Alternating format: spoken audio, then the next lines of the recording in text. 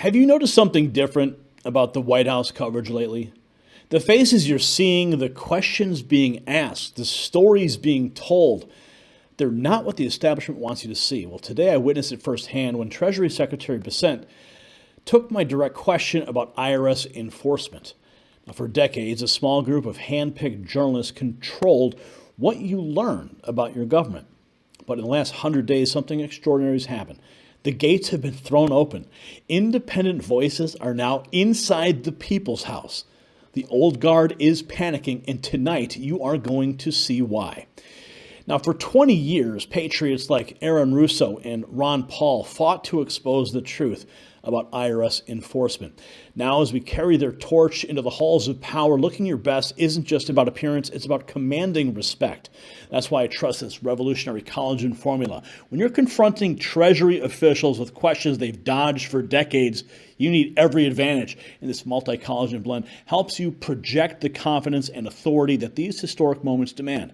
Visit healthwithgary.com. It's linked below and get 51% off during this limited time offer. Now, here is the moment.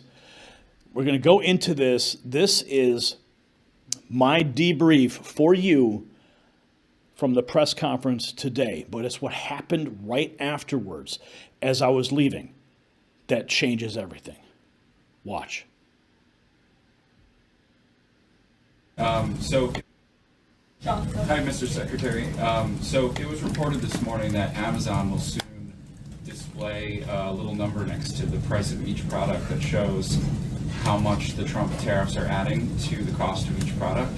Hey, Patriots, it's Gary Franchi, your chief White House correspondent for the Next News Network, reporting live outside the White House on April 29th, 2025, with the inside scoop on what just went down in the press room while the fake news media mockingbirds pluck away inside, spinning their narratives. Now, the briefing ran from 8:38 a.m. to 9:07 a.m., day 100 of Trump's historic second term, and it was a zoo in there. Way more crowded than yesterday after Press Secretary Caroline Leavitt tipped everyone off.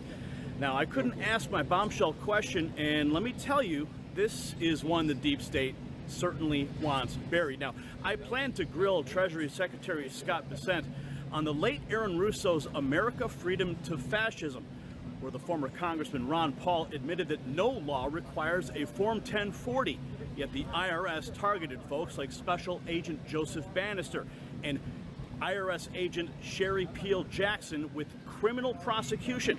Now, I wanted to demand, will Bessent, with whistleblowers Shapley and Ziegler in the Treasury leadership, probe IRS fraud, unlawful wage seizures, DOJ's political targeting, or IRS enforcement on Americans never made liable?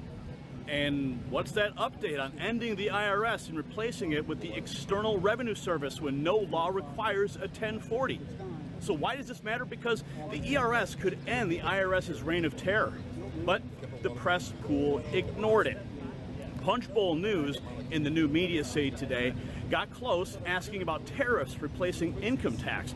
So stay tuned, I've got the full exchange. Also in this report, we'll dive into Caroline Leavitt's remarks about the First Lady's big win and Leavitt's 100-day wins rundown and the fiery reaction to Amazon's shocking anti-Trump move. Let's roll clip one to see what Brendan Pearson from Punchbowl News asked. Thanks so much for being here. I have a question for Secretary Bessent. On tariffs, the president said over the weekend that we are hoping that maybe tariff revenues could replace income tax. But we also keep hearing about the deals that the administration is pursuing. So my question is, what is the White House's ultimate objective here? Do you want to have long-term tariff revenue or deals that might reduce those tariffs? I think it's a combination of both. So we're going to take in long-term tariff revenue. We put a process in place. We have 18 important trading relationships. We will be speaking to all of those partners, or at least 17 of them, over the next few weeks. Many of them have already come to Washington. What President Trump is referring to is the ability for tariff revenue to give income tax relief.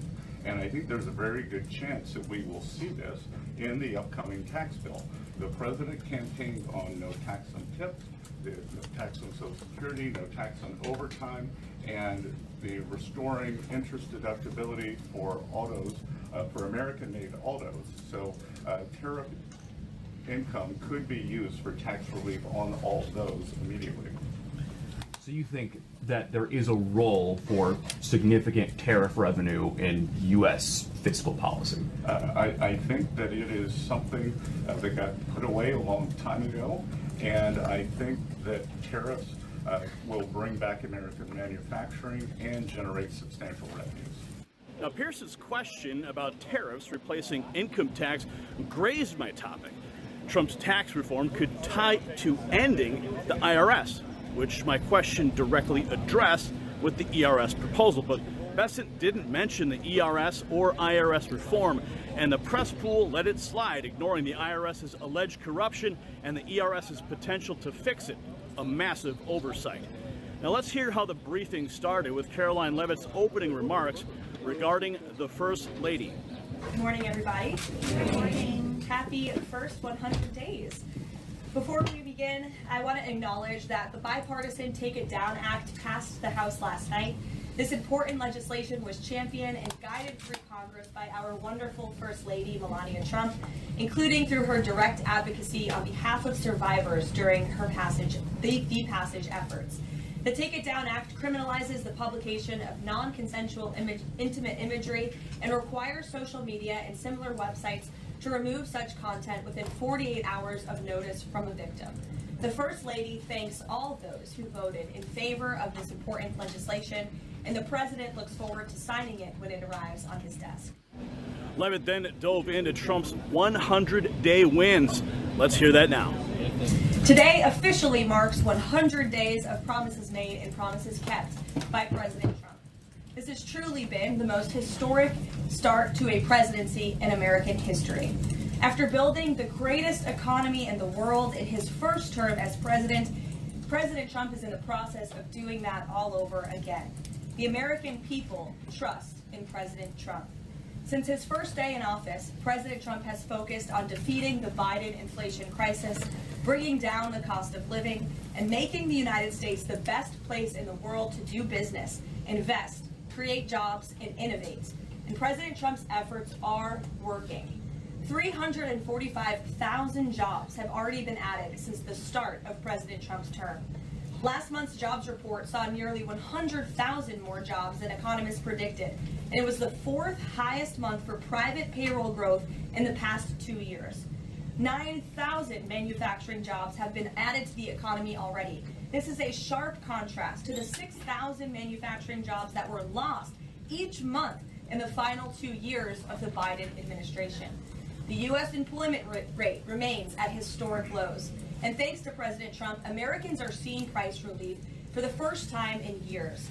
The last inflation report showed the first consumer price decline since the COVID pandemic, a decrease in energy prices, and real average hourly wage growth. President Trump is delivering on his promises to lower costs for American families and businesses.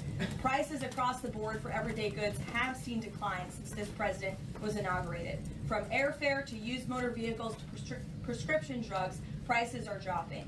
In fact, last month's drop in the price of prescription drugs was the largest ever recorded.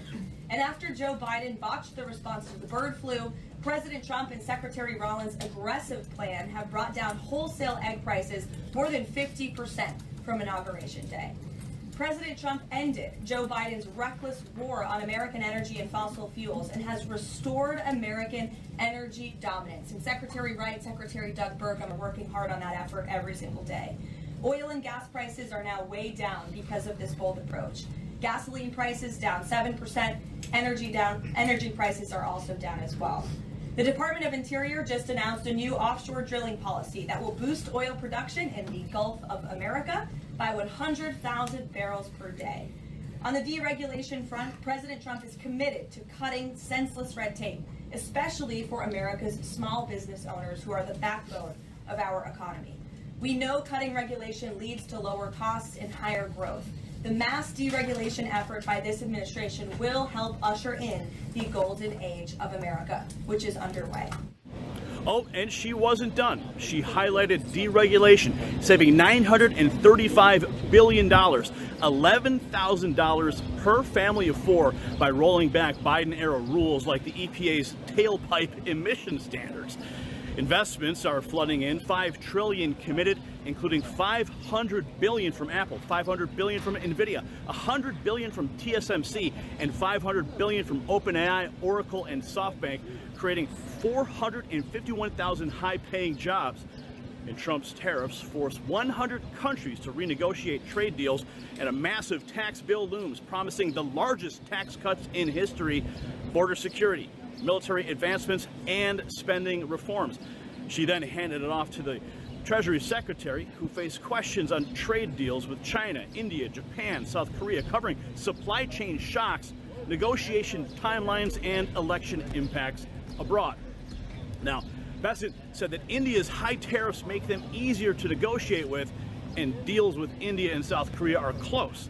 Elections are not delaying talks, as countries want deals before campaigning. Now, a question about Amazon's tariff display marked a fiery response from Levitt. Let's watch the fireworks. Hi, Mr. Secretary. So it was reported this morning that Amazon will soon display a little number next to the price of each product that shows how much the Trump tariffs are adding to the cost of each product. So isn't that a perfect, crystal clear demonstration that it's the American consumer and not China who is going to have to pay for these policies? I will take this, since I just got off the phone with the president about Amazon's announcement. This is a hostile and political act by Amazon. Why did Amazon do this when the Biden administration hiked inflation to the highest level in 40 years? And I would also add that it's not a surprise, because as Reuters recently wrote, Amazon has partnered with a Chinese propaganda arm. So this is another reason why Americans should buy American. It's another reason why we are onshoring critical supply chains here at home to shore up our own critical supply chain and boost our own manufacturing. Is Jeff Bezos still a Trump supporter? Look, I will not speak to the president's relationships with Jeff Bezos, but I will tell you that this is certainly a hostile and political action by Amazon, and Secretary, if you have anything to add. Yeah, I would also add that the bringing down the terrible Biden inflation has been a priority for the first 100 days of the Trump administration, and President Trump has done a great job of leading that since January 20th. Interest rates, mortgage rates are down, gasoline and energy prices are down. We're expecting the further decreases, and as Caroline said, the big tax on consumers that goes unnoticed is deregulation or regulation, and we are deregulating and bringing that down. So from a household income point of view, we would expect real purchasing increases. We've seen them over the first 100 days, and we would expect that to accelerate. But we are doing peace deals, trade deals, tax deals, and deregulating. And the deregulation is a longer lead time, but I think by the third and fourth quarters, that's really going to kick in. Now, the press pool's silence on the ERS and IRS abuses is deafening. They are dodging the real swamp. Now let's talk about President Trump and how he's marking his 100 days in office. He's got a packed schedule today. At 2:10, he's departing the White House for Joint Base Andrews from the South Lawn. At 4:10, he's delivering remarks to the Michigan National Guard at Selfridge Air National Guard Base. Then at 6 p.m., he gives his 100th day in office achievement speech at Macomb County Community College Sports Expo Center, a big moment to tout all of his wins in these 100 days. And then he's returning to the White House at 9:15, landing on the South Lawn. Now, I'll be doing my live show, The Raw Feed, when he returns, where I'll be covering it all, bringing the unfiltered truth while the fake news spins their lies. So, there you have it, Patriots. Your inside scoop, straight from outside the White House.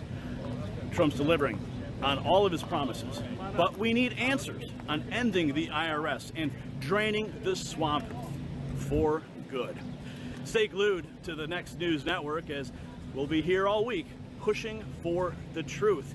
This is Gary Franchi for the Next News Network in Washington. So that was my report from the White House today, and some of the imagery that I captured on the ground there. You see President Trump. This is some behind-the-scenes shots in the press room. Remarkable visuals. But I'm going to tell you that it was this moment here, I think, is probably the most remarkable. And I wasn't really intending to show this, but I think you guys need to see this because it really encapsulates the unknown actions that take place at the White House. How it can change at a moment's notice. So I'm going to pull this up. I'm going to go full screen with this so you guys can get the full experience, because that's exactly what it was, and I did not expect this at all.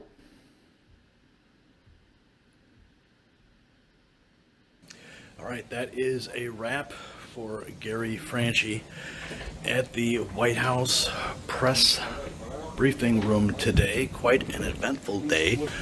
Started at about 7 a.m. is when I got here. And, hey, Travis, I'll see you later. There's my boy Trav in the Epoch Times doing the business. There's the beautiful White House in all of its glory right there. And this is all here too. Looks like there may be a gaggle going on. I just don't have it in me right now. There's gaggle. Clearly somebody's out here. Maybe I'll capture something.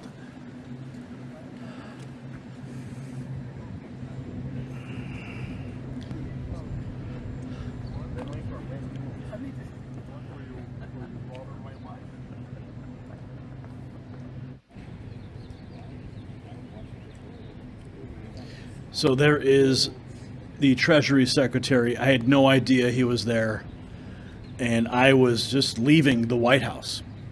And now he's walking towards the sticks, as they call this area. Mr. Secretary, can you answer us? Secretary Bessent? Please.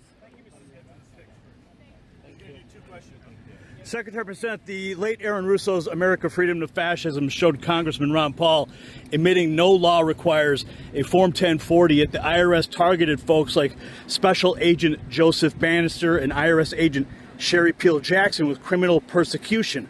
With whistleblowers Shapley and Ziegler in Treasury leadership, will your team probe IRS fraud, unlawful wage seizures, political targeting of IRS enforcement, and or IRS enforcement of Americans never been made liable? Now, I want to point out here something that's happening, and I'm trying to get my question out, and suddenly, like the press started getting anxious because I'm asking a very detailed question, and they tried to redirect me, but what the secretary did here was remarkable. No, I want to answer this. This is important. And look, Gary and Joe are patriots. They are heroes. And I brought them into Treasury because I found out that they were being, after they came forward in the Hunter Biden whistleblowing scandal, they were being harassed at the IRS. So I brought them into Treasury. They're going to spend a year making sure that that no one's rights are violated, whether you're Republican, Democrat, or Independent. Then they're going to give me a fulsome report, and they're going to go back and assume leadership positions at the IRS. Secretary, put forward anything on trade deals? Howard Lutnick said on CNBC that you are in charge of China and he is in charge of the rest of the world on trade negotiations. Is that accurate? Are you leading the China negotiations? President Trump's leading all the negotiations, so I'm not going to get ahead of the president. Mr. Secretary, is Australia put forward a trade proposal? And there he goes. I got to ask my question. That's the question I was going to ask in the press room today. And I've been praying to God that I would have an opportunity. I've been waiting months and months to ask that question. And I was just getting ready to leave. And there he was. I mean, God put me in the right place at the right time. I had already surrendered. I wasn't going to ask that question. But God made sure that it happened today. Ended up doing the gaggle with the Secretary Bessent and asked my question. Came out a little jarbled because everyone was getting angry that I was taking too long for me to get my question out. But at least I raised the question. So it is what it is. As I'm leaving, and that's what happens. I'll see you guys on the show tonight. So that was it, man. I mean, that was the moment that I was waiting for a very, very long time to ask that question. And, you know, ever since I walked to the White House, that's what I wanted to inquire about. You know, the IRS, Ron Paul, Aaron Russo's film. You know, that's what put me here in this chair, was the work that Aaron Russo did, and I carried on. So there you have it. The question finally being asked. So what you just witnessed was 20 years in the making. A question that Aaron Russo and Ron Paul fought to have answered, finally asked directly to the Treasury Secretary in the seat of power. The fact that Bessent not only took this question about IRS enforcement but acknowledged its legitimacy shows how far that we've come. This isn't just about press access.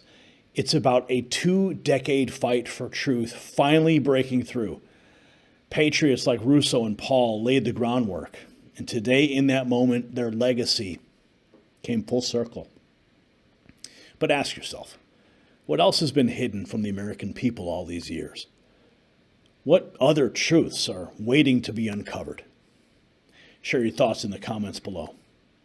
And while we continue this historic mission, visit shop.nextnewsnetwork.com to support independent journalism that won't back down.